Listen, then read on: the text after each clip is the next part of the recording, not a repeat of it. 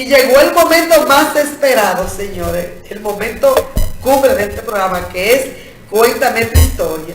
Y en el día de hoy me siento muy contenta porque mi querido hijo postizo, Varón Fitness, pues invitó a una persona que de verdad yo admiro muchísimo y que he seguido su trayectoria y me encanta lo que he visto y lo que sé de ella.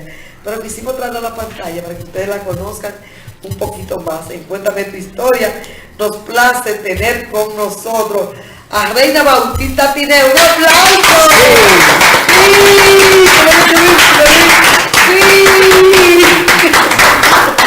A él me encanta esto. De verdad que encantada. Buenas noches, Reina. Muchísimas gracias de verdad por la invitación a su programa.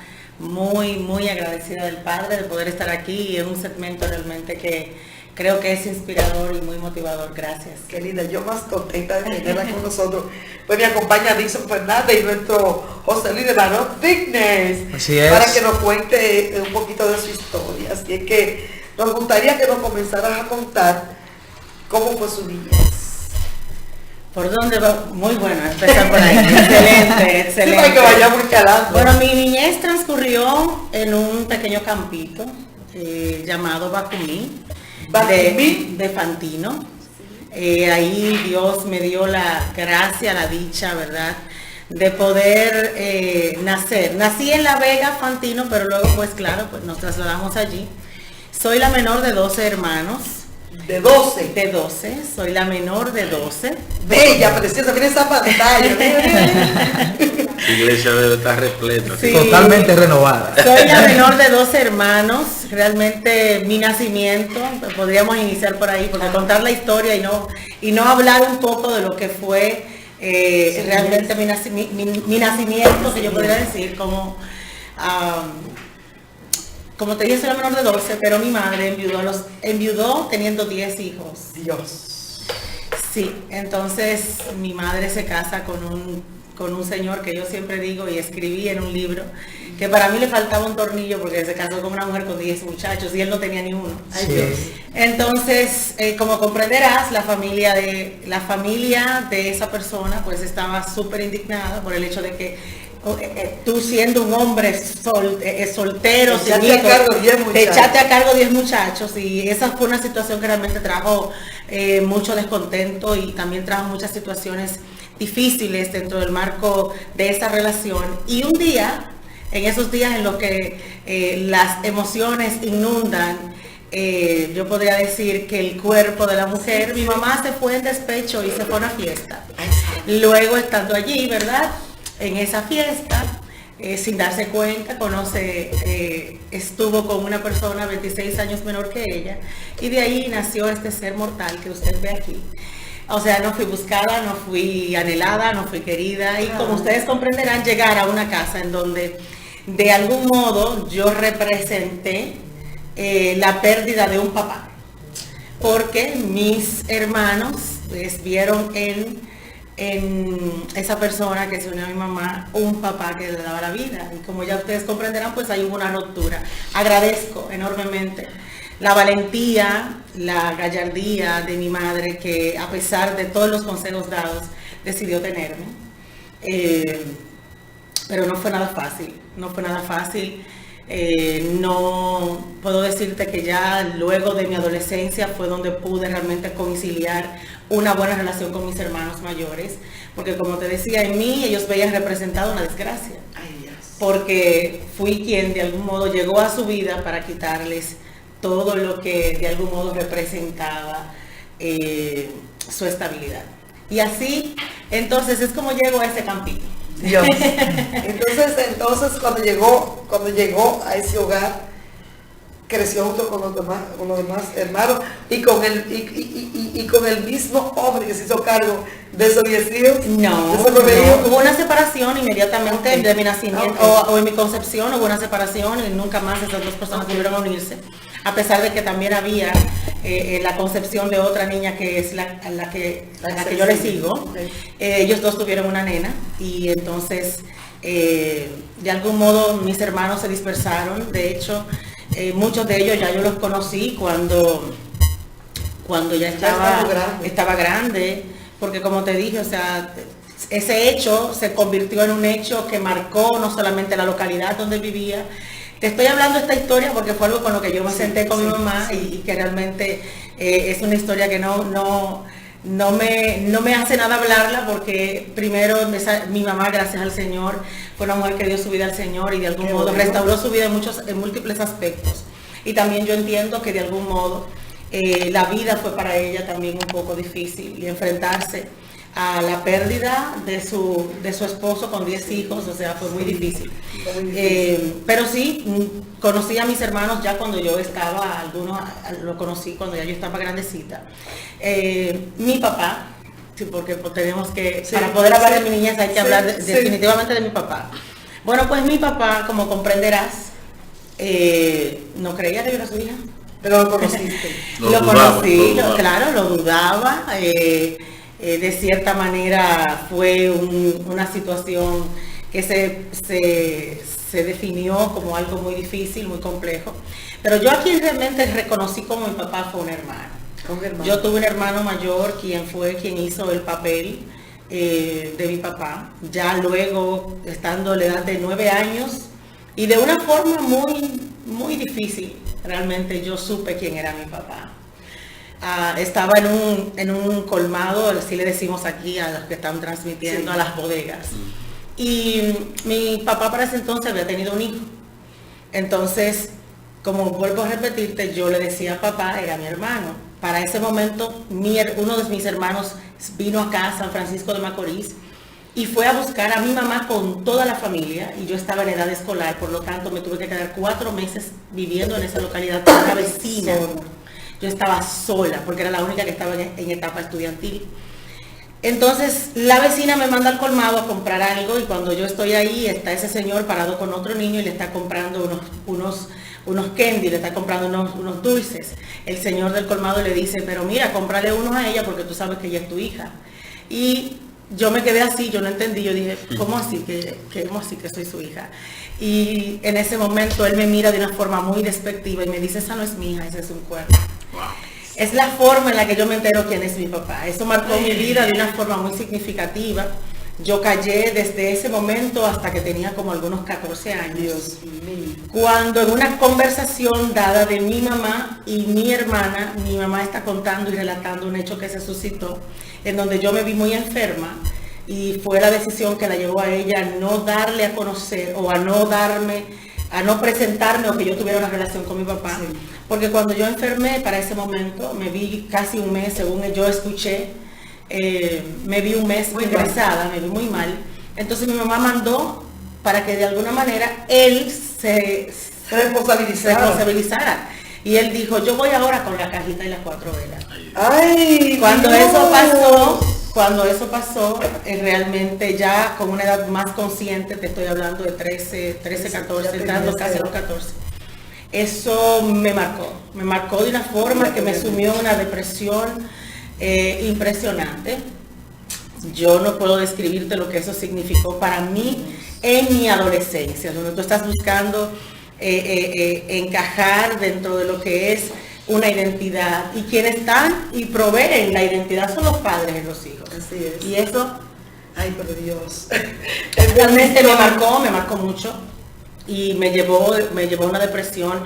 Fui tímida como no puedes ni siquiera imaginarte. Era tímida, no hablaba, la gente, yo llegaba a los lugares y la gente decía, pero ¿qué le pasa a ella? Yo no hablaba.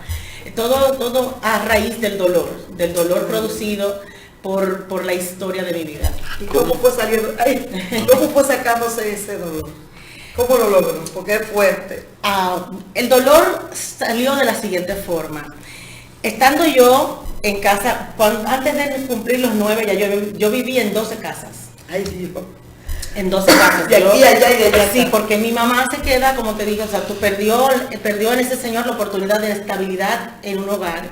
Entonces decidió dedicarse a trabajar de manera doméstica. Sobrevivir. Exactamente. Diego te llevaba a ti con ella. Exactamente. Entonces ella me llevaba a mí con ella. Y un día yo recuerdo que, o sea, fueron momentos de tanto dolor que yo viví, de tanta penuria, de tanta vergüenza, de tanta necesidad, que yo llegué a una habitación y yo le dije a Dios, yo hice una oración. Yo tenía un artefacto en mi mano con la que yo quería acabar con mi vida. Ay, Dios. Y yo dije, si tú existes, Dios, y si tú eres real, yo quiero que tú seas mi papá. El de todo Dios. Yo quiero que tú seas mi papá. No pasaron 30 segundos cuando un pastor estaba orando en su casa y Dios le dijo, ve y toca la casa de esa señora donde yo estaba. Y dile que hay en la habitación una persona que tú quieres tocarle y dile que yo soy su papá. Ay, ay, ay. A los 30 segundos, te estoy hablando, yo santo. tenía en esa misma edad de 13, 14, ya entendiendo que mi vida no tenía sentido, mi vida no tenía propósito, que yo quería acabar con ella. Entró ese pastor, tocó la puerta, yo lo abrí con mis ojos llenos de lágrimas. Y él me dice, mi niña, Dios te manda a decir que Él quiere ser tu papá. Oye, ay, Dios. Ese día yo lloré. Ay, Dios. Ese día yo lloré, ese día yo no puedo describirte. Desde ese día comenzó la aventura. Para que vea que Él estaba ahí, que te Sí. escuchó. Desde ese día inició la aventura de Dios y la aventura de Dios y yo. Desde ese día. Wow. Usted iba a preguntar, yo tengo tanta pregunta como tiene usted. Iba a preguntar algo. No, ella respondió, la verdad que Ok. es muy conmovedora. La pregunta en realidad iba, ¿cómo te sentiste en ese proceso, en una situación tan difícil? El rechazo, donde tú lo que necesitas es apoyo, no tienes el apoyo de un padre, no lo conoces.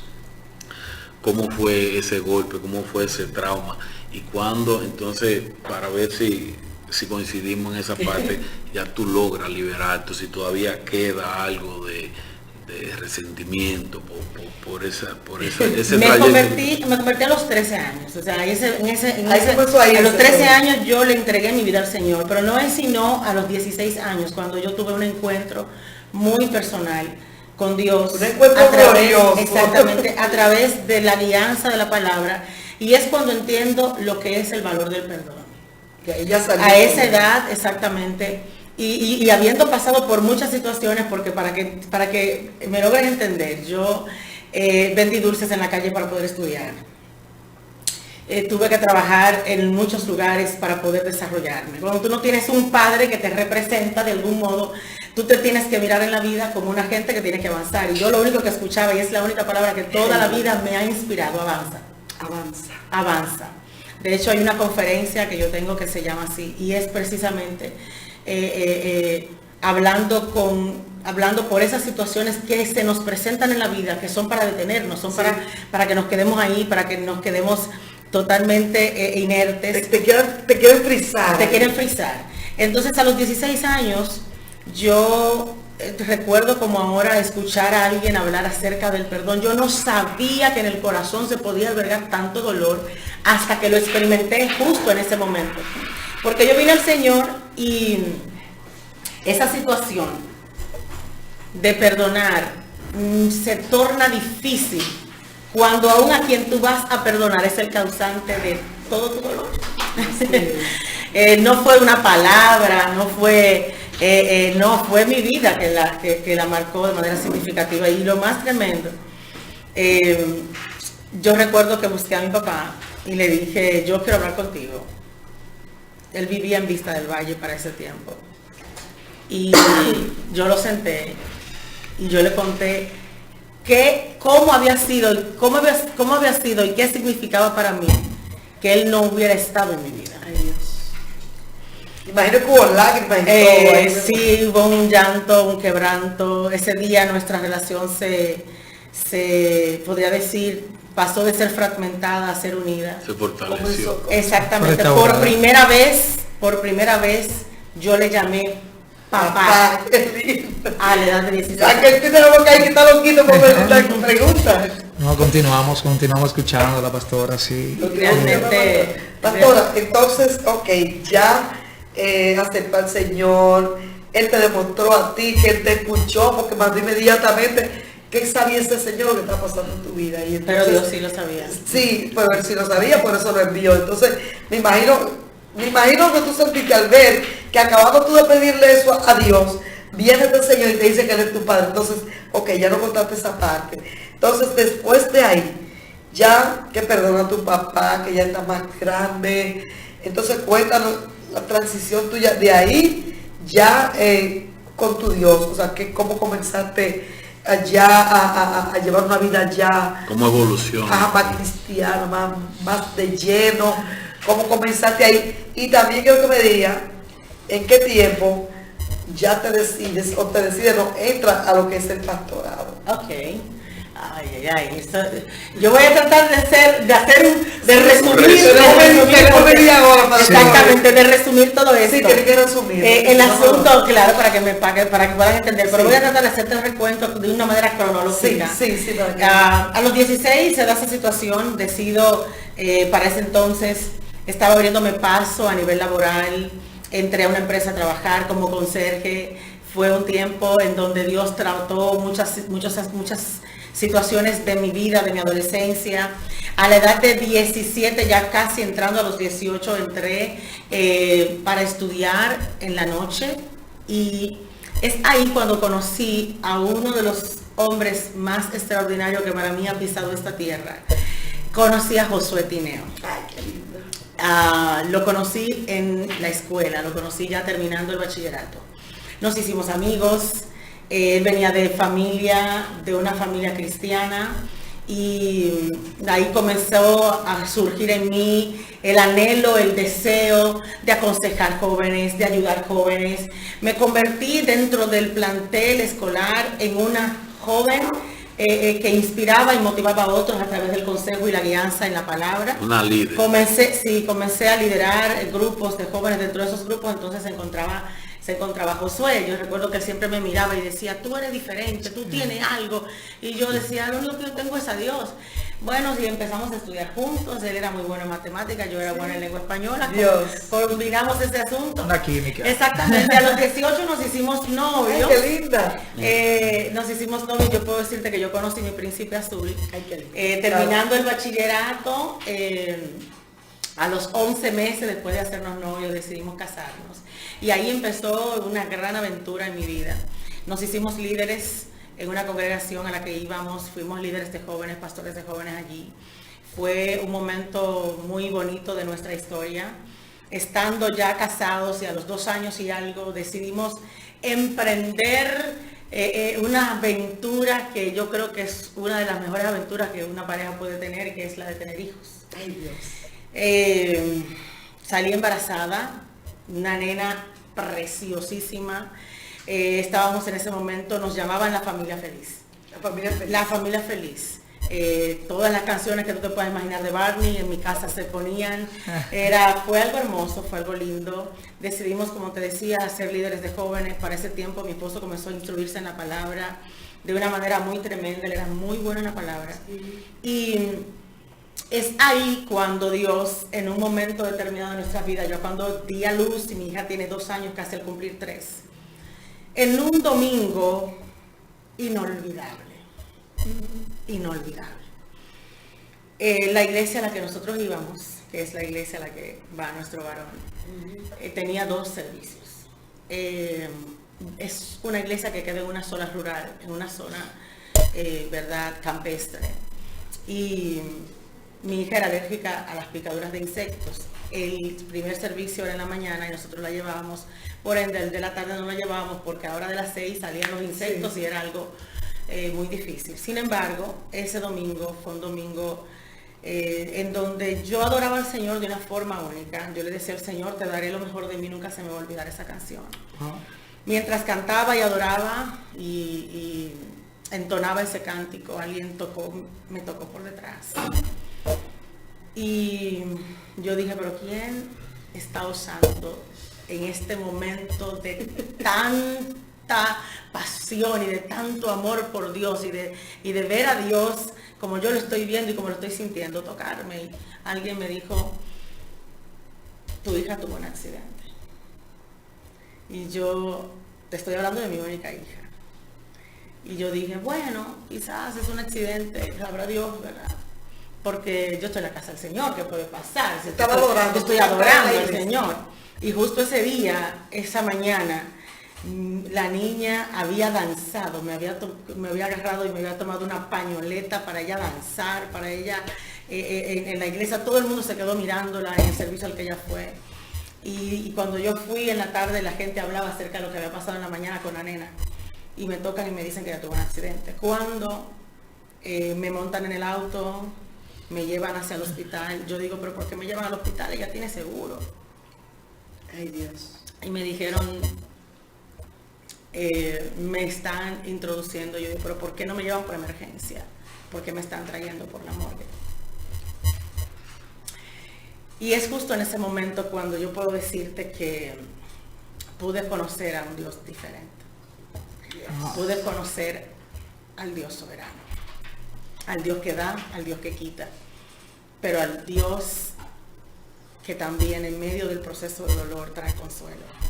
Por la Ese morgue. día me entraron por la ¿Y morgue. qué tú sentiste al ver que te llevamos por la Fue morgue? horrible. Tú dijiste ya. Sí. Pero yo no te dije, desesperaste porque ya tú tenías a Dios. es un momento difícil. Cuando Ay, tú ay, ves que te están hablando, que tú ya tuvo un accidente, te entran por la morgue, yo dije, oh my God. Lo peor. Fue lo más difícil ver a toda la gente mientras yo entraba. Todos conocen el hospital regional de acá. Ese pasillo se hizo el pasillo más largo. Y no fue nada fácil ver el cuerpo inerte de mi hija que había muerto. De una manera trágica, la persona a la que la dejé cuidando se descuidó y la niña se ahogó en una cubeta de agua. Ese día puedo decirte que lo único que atendí a escuchar fue una voz interior que me dijo, ora. Y levanté mis manos frente al cuerpo de mi hija, que no toqué hasta no hacer esa oración. Levanté mis manos, la gente pensaba que me estaba poniendo loca, pero yo escuché la voz del Espíritu que me dijo, ora. Y mi oración fue, Jehová, tú me la diste, tú me la quitaste, sea tu nombre enaltecido. Dame fuerzas, dame fortaleza y ayúdame a entender tu soberanía. Gloria a Dios. Cuando eso pasó, agarré el cuerpo de mi hija, lloré como no te puedes imaginar. Pasé de tenerlo todo a tener nada. Fue difícil enterrarla, fue difícil. Luego de eso, 3 meses después, por eso digo que te tengo que resumir. Sí. Luego Una de pausa, pastora, en ese mismo contexto. Acabamos de escuchar un testimonio donde adoraba al Señor, donde la hija acababa de danzar en la hora de la mañana. ¿Cuál fue una de las interrogantes en sí misma dentro de, porque humanamente viene alguna interrogante? Si uno se cuestiona y dice, pero ¿por qué yo estoy adorando al Señor? Mi hija vino y danzó temprano, porque la palabra de Dios nos instruye que si Jehová no vela no guarda la casa, va a no vela lo que la edifican. Y uno como creyente y conocedor de la palabra, uno hace un sinnúmero de interrogantes. ¿Cuál fue la reacción al momento ya de ir a la morgue, que te llevan al hospital y en vez de llevarte a una sala o a emergencia, que te dirigen a esa área tan inesperada en ese momento? Humanamente. Humanamente hablando, fue desgarrador. Fue algo que realmente marcó mi vida. Marcó mi vida, marcó mi existencia. Yo no puedo decirte en ese momento lo único que yo le decía, Señor, cuídame de no cuestionar. Pero sí hubo un momento ya a los días en el que fue difícil. Porque cuando toda tu vida gira en torno a esa criatura, Que era la única que era la única que tenía. Jugábamos todos los sábados, nosotros teníamos tiempos de picnic, jugábamos a las escondidas. Y un día yo recuerdo que mi esposo, llorando desesperado, dice, ¿por qué? Y yo escuché al Espíritu Santo en mi interior diciéndome tan claramente, porque él le preguntó, ¿dónde tú estabas? ¿Dónde tú estabas, Señor, cuando nosotros te adorábamos y nuestra hija se ahogaba? Y yo escuché la respuesta y él también la escuchó, en el mismo lugar que yo estaba cuando sacrificaron a mi hijo en la cruz del Calvario. Aleluya. Gloria a Dios. No se mueve de su trono. El asunto es que entender la soberana voluntad de Dios es algo difícil. Es un misterio. Es un misterio, sin embargo es posible. Sí. Es posible porque aquí es donde yo aprendo aquí es donde te decía la etapa de mi niñez, yo conocí a Dios como papá, pero ese papá quería que yo lo conociera de una manera más amplia, quería que yo lo conociera de una manera más profunda. Y es aquí donde yo empiezo a amar a Dios, no por lo que Dios me da, sino porque Él es Dios. Amén. Una pregunta, pastora. Entonces, después que pasa todo esto, ¿usted tiene más hijos? Te cuento que a los 3 meses estoy en la oficina que yo trabajaba y me comenzó un dolor desesperante. Me llevaron al siglo XXI acá. Y yo veo a todo el mundo mirándose, a doctora llamando a mi esposo. Fue una situación sumamente tensa. Me daban todos los medicamentos, nada me quitaba el dolor. Y justo en ese momento la doctora entra, me dice con lágrimas en los ojos, me dice: Reina, tú tienes un quiste retorcido en un ovario, hay que sacártelo. Hay que quitarte un ovario y posiblemente tú no vas a poder tener más hijos. Dios mío, ¿cuántas pruebas? 3 meses después, mi esposo se tiró en el suelo. Esa imagen fue fuerte. Él se tiraba en el suelo, él lloraba, él decía: ¿cómo puede ser que me quitas mi hija y encima me vas a dejar sin hijos? Y en ese momento yo le agarré la mano y le dije: seguiremos amando a Dios, no importa lo que pase, vamos a seguir amándolos. Y si Dios nos mandó esta prueba, Él nos va a dar la capacidad de saber cómo vamos a soportarla. Y con el dolor y con toda esa situación, la gente lloraba en el pasillo, porque imagínate, mucha gente que nos conocía. Me operaron, ocurrió, me sacaron mi ovario. Sin embargo, Dios, a los 6 meses de pasar eso, me dio la gracia, la dicha y el privilegio de ser mamá de un niño hermoso llamado Ángel, que es un milagro. Y así tuve 3 hijos. 3 varones. Tuve 3 varones, dos varones, una hembra. Pero cuando salgo embarazada de la hembrita, esto fue algo bien fuerte. Porque cuando salí embarazada de la hembrita, resultó ser que estando nosotros en una reunión de liderazgo, ya para ese tiempo éramos pastores, el llamado lo recibimos de manera individual y de manera conjunta. Y recuerdo como ahora que estábamos dando inicio, 2 años teníamos ya siendo pastores, y yo estoy adorando en el púlpito. Tengo la dicha, por fin, tuve 2 varones y Dios me da la dicha de tener una nena. Mientras estoy adorando, con 4 meses de embarazo, de repente siento un dolor increíble, Dios. Impresionante. Se me desprendió la placenta. Me fui en sangre en el altar. Fue una cosa impresionante. Me llevan al siglo nuevamente. Allí mi doctora nuevamente me dice: Dios mío, es que yo no puedo creer lo que tú está pasando. No hay posibilidad de que esta criatura se críe allí. No hay una posibilidad, solamente un milagro. Pues el milagro a los 7 meses ocurrió. Yo duré a los 8 meses ocurrió. Yo estuve acostada en cama desde los 4 meses hasta los 8 meses de embarazo, sin moverme de una cama, sangrando todos los días. De una forma increíble. Ella se crió ahí adentro, placenta desprendida. Y a los 8 meses paró el sangrado. Para el sangrado, y en esa reunión que nosotros estamos, estoy haciéndolo rápido, De manera sintética. estábamos en una reunión para coordinar algunos asuntos que se estaban dando en la congregación, y de repente mi esposo pasa por el umbral de la puerta y dice: ¡ay! Y le duele la cabeza. Y yo me pongo mala, yo me puse mal, mi hijo se pone mal, todos nos pusimos mal en la casa. Y él dice: hay que ir al médico. Fue un sábado. Fuimos el domingo a la iglesia, pero el lunes el dolor no se le quitaba y él fue al médico. Cuando fuimos al médico, con apenas 8 meses y algo de embarazo, ya casi entrando a la etapa de los 9 meses, se nota y se ve una sombra extraña, un cuerpo extraño en la cabeza de él. A todos se nos quitó el dolor. Fuimos al médico, nos indicaron medicación, nos sanamos todos. Mis hijos eran mebiasis que tenían, yo tenía situaciones producto del embarazo. Mi esposo salió con una sombra extraña en su cerebro que resultó ser un tumor cerebral. Dios. En ese momento yo dije: ¿qué es esto? Sin posibilidades, sin dinero, sin seguro, sin nada, había que operarlo de emergencia.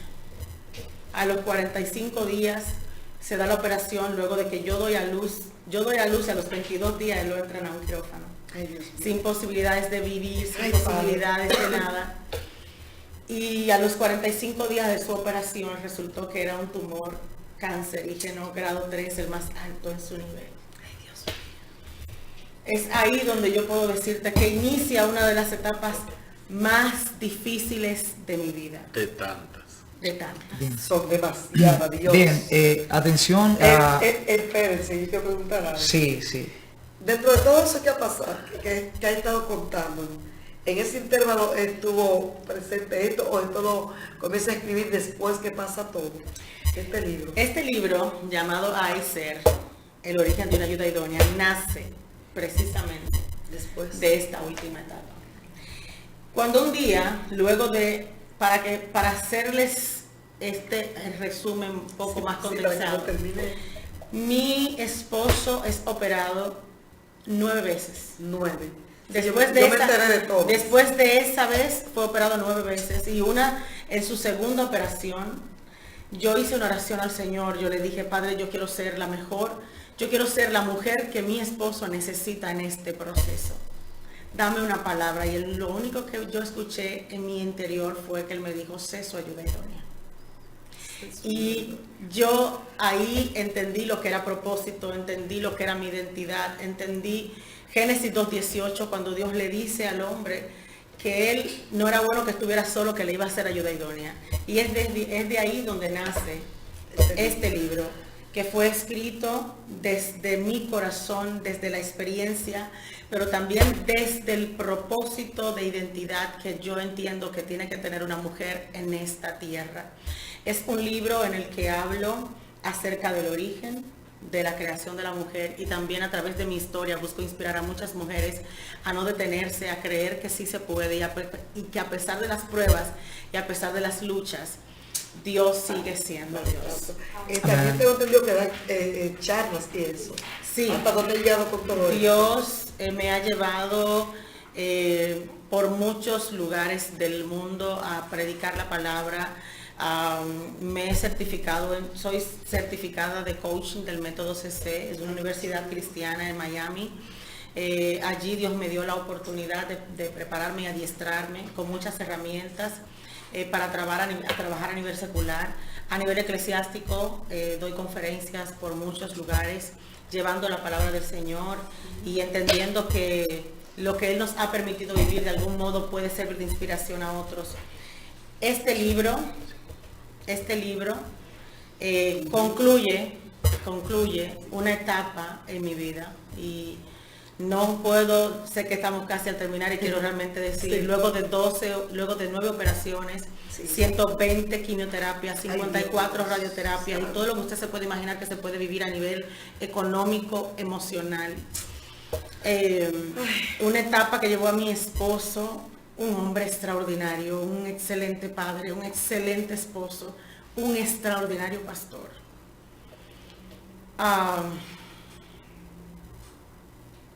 Un hombre que marcó mi vida y la vida de todo el que lo conoció. Un hombre que en el último momento de su vida nos dejó una frase, y es que aunque la muerte llega, él iba a continuar creyendo. Partió con el Señor, ya vamos para un año de su partida. Eso fue ayer prácticamente. Quedó ciego, inmóvil en una cama. Y este proceso me llevó a ver y a vivir y a conocer el dolor en otro ámbito y en otra esfera, pero también a ver a Dios sosteniendo mi mano, proveyendo en cada etapa, no dejándome sola. Este proceso fue un proceso muy difícil, pero yo puedo decir como dijo Job, de oídas lo había oído, mas mis ojos han podido ver a un Dios que consuela, que restaura y que de algún modo nos levanta y nos da la motivación y la inspiración a no quedarnos en el piso, sino a levantarnos y avanzar y a entender que Él nos dijo una vez, en el mundo tendrán aflicción, pero no teman porque yo he vencido al mundo. Él no nos vino a traer el cielo no está en la tierra. Esa no fue la promesa del Padre. La promesa del Padre es que en el mundo tendremos aflicción, pero que no temamos porque Él está ya con nosotros en cada momento de aflicción. Los que sufrimos en Dios no sufrimos como sufren los del mundo, sufrimos de la mano de aquel que nos sostiene y nos levanta. Estoy decidida a creer que cada cosa que he vivido, cada circunstancia que me ha acontecido, ha traído de alguna forma propósito y nos ha permitido ver a Dios en una forma que en otra manera no lo hubiéramos podido ver.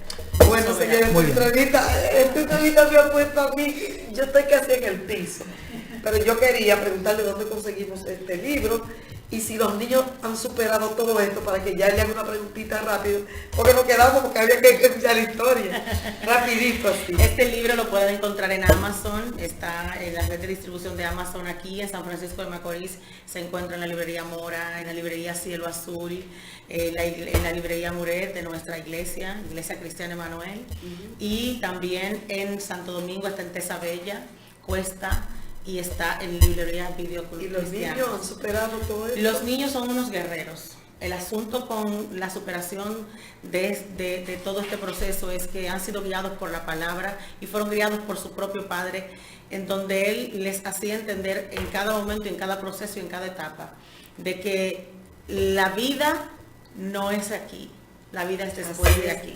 O sea, Luis, que yo soy quieto, que nos quedan 2 minutitos. Así es. Más temprano. Atención a aquellos radioescuchas y televidentes. Hemos escuchado la historia de una reina que ha sido desde la niñez procesada. Hemos visto la soberanía y el cuidado de Dios en esta mujer, y hemos visto también cómo Dios la ha puesto a brillar como oro, porque eso es lo que Dios permite. Así es. Una palabra para esas personas que escuchan y están mirando en este momento sobre ese avanza, de no te detenga y de confiar en aquel que es todopoderoso y que para él no hay nada imposible.